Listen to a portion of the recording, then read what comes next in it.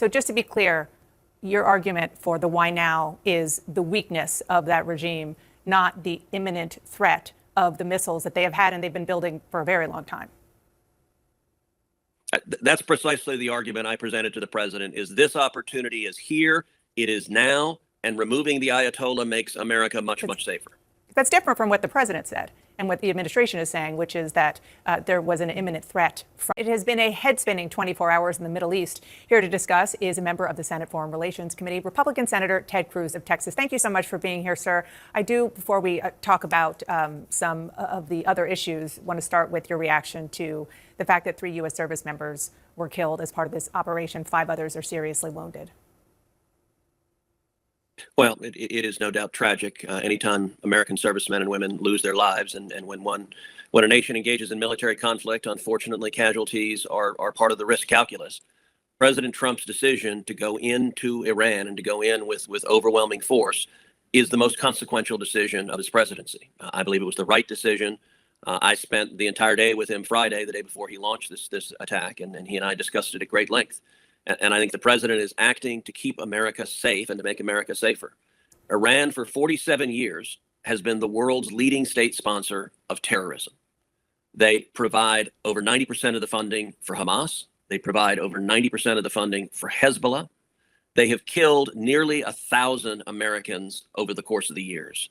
And the president is acting now decisively, finally, after 47 years, to remove this theocratic, homicidal regime that had set its goal clearly and unequivocally. The goal, the Ayatollah would chant regularly, death to America. Well, that Ayatollah is no longer able to deliver on that promise that he had made. And Senator, what you say about Iran and how diabolical the regime is, no question, it has been that way for decades. President Trump says, in terms of the timing, why now? One of the reasons for striking Iran is that they could soon have a missile that would reach the American homeland. I had the vice chair of the Senate Intelligence Committee, Mark Warner, on this program earlier. He said he saw no intelligence that supports that claim, that there is an imminent threat. Have you seen anything that supports that, or did the president tell you that when you were with him on Friday? Well, Iran has a very significant cache of missiles, both short range, medium range, and they're working on long range missiles. Much of the military strikes that are being carried out right now are taking out those missiles, in particular the southern missile belt the United States is focusing on. Iran has been building roughly 100 missiles a month. And so one of the military objectives of this action is to take those missiles out. Those are the very same missiles that they're firing right now at just about every other country in the Middle East. They're attacking all of their neighbors indiscriminately. And this action, we've seen Israel has launched over 1,200 airstrikes in the last day. The United States has launched more than 900 airstrikes in the last day. This is focused on taking out that missile capacity, degrading their military capacity. Right. But critically, you asked why now. Let me tell you why now. Because this is the opportunity where the regime is at the very weakest point it has been for 47 years. Last year, Iran lost the 12-day war. Tyrannies stay in power by convincing their people, convincing their enemies that they are invincible, that they cannot be defeated. And there are real-world consequences to losing a war, not just political messaging and spin. If there is anything possibly worse than losing a war for an Islamist dictator, it is losing a war to Israel. And Israel clearly, unequivocally defeated the Ayatollah in the 12-day war. And President Trump sent our bombers to take out their nuclear facilities and did so with incredible success. That means what I urged President Trump on Friday. I said, this regime is teetering. It is hanging by a thread. Do not miss this opportunity, because removing this regime that wants to murder us. Remember, this Ayatollah has for months hired hitmen with the stated purpose of murdering President Donald J. Trump. Removing this regime from power makes America much safer. So just to be clear, your argument for the why now is the weakness of that regime, not the imminent threat of the missiles that they have had and they've been building for a very long time. That's precisely the argument I presented to the president, is this opportunity is here, it is now, and removing the Ayatollah makes America much safer. That's different from what the president said and what the administration is saying, which is that there was an imminent threat from Iran. Well, the president has said repeatedly, if you look at his 8-minute speech laying out the basis for this attack, he went through the 47 years of massive animosity, of murder, of terror. This is a regime over and over again that has made the decision to murder Americans, to murder our allies. That right now, the most significant threat of violence right now is Hamas and Hezbollah and the Houthis, which are the proxies that are controlled and paid for by Iran. And those proxies, they target Americans and they target Israelis and our other allies.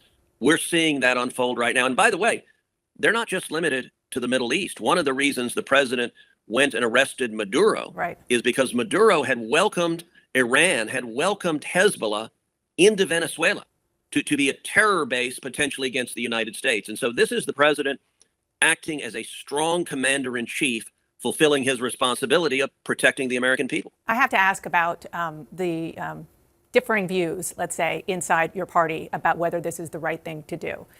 Starting with the president himself campaigning on and saying in his inaugural address that there would be no more wars.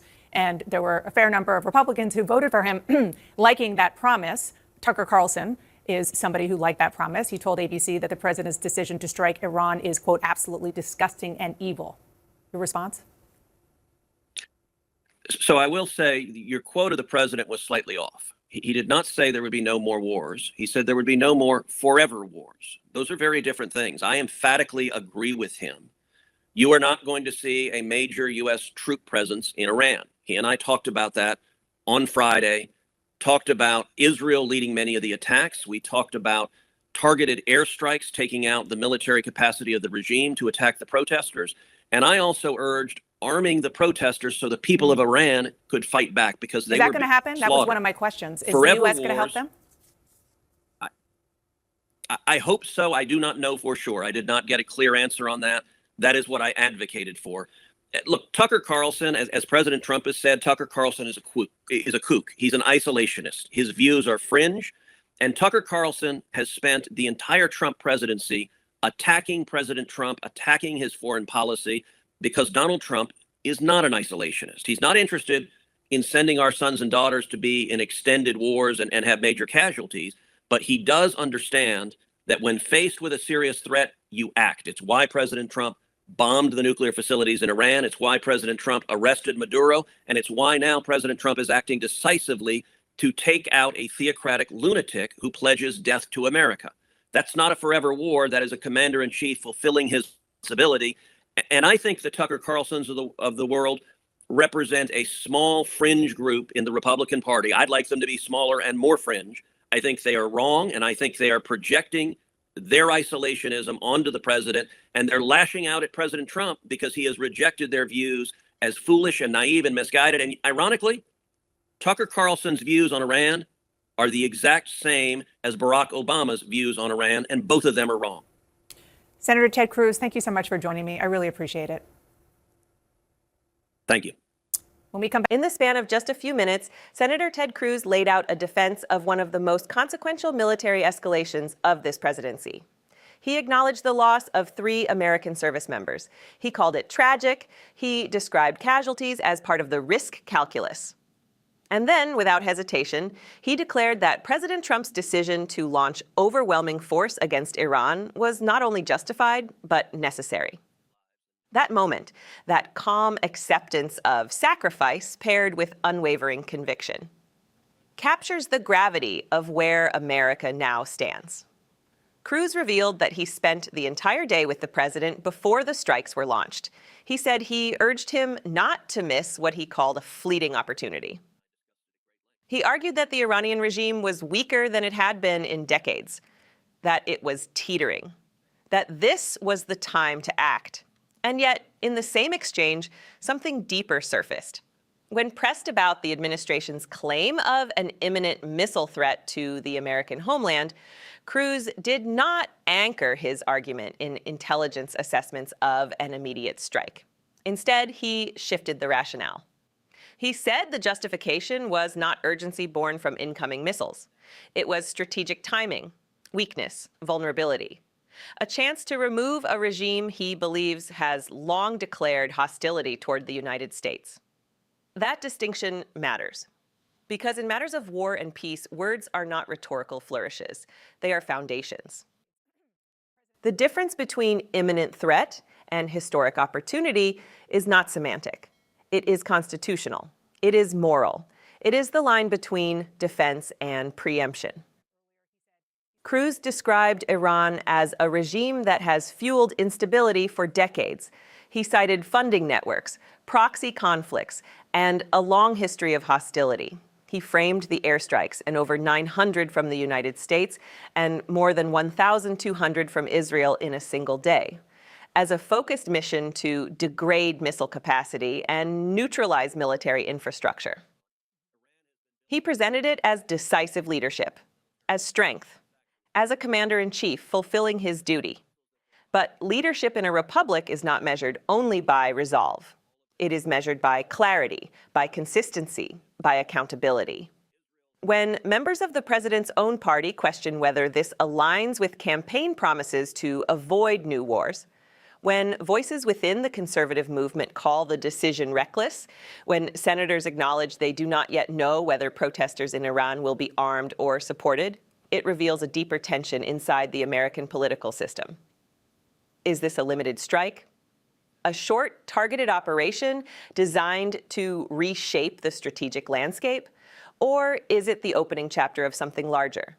Cruz insisted this is not a forever war. He rejected isolationism. He dismissed critics as fringe. He framed the strikes as a necessary assertion of American strength against a regime he believes has long sought harm against this nation and its allies. But history teaches us that wars rarely unfold exactly as planned.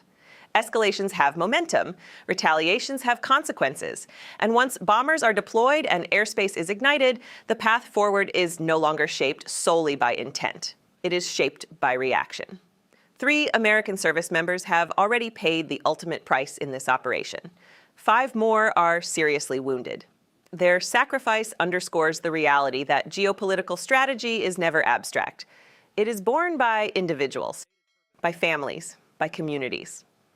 And so the question before the American people is not simply whether Iran poses a threat, it is whether this action makes America safer in the long term.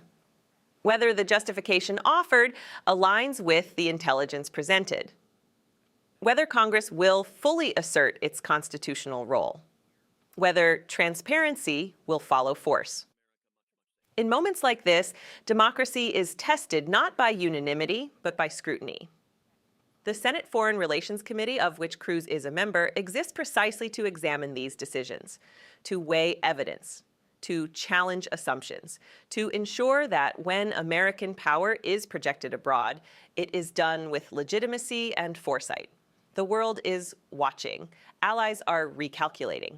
Adversaries are assessing. And here at home, Americans are asking the oldest question in our political tradition. Is this just? Is this necessary? Is this wise? Strength without reflection can become recklessness. Reflection without strength can become paralysis. The balance between the two is the burden of leadership. Tonight, that burden rests squarely on the shoulders of those who authorized these strikes and those who will oversee what comes next. This is not merely a story about airstrikes. It is a story about the use of power in a constitutional republic, about the tension between urgency and deliberation, about promises made on the campaign trail and decisions executed in the Situation Room. The coming days will determine whether this moment is remembered as a decisive act that reshaped a dangerous regime, or as a turning point that drew the United States deeper into another prolonged conflict. In a democracy, vigilance is not optional. It is essential. Stay informed, stay engaged, and hold power accountable, no matter which party wields it. Subscribe to Liberty Report USA. Support our work to expose the truth.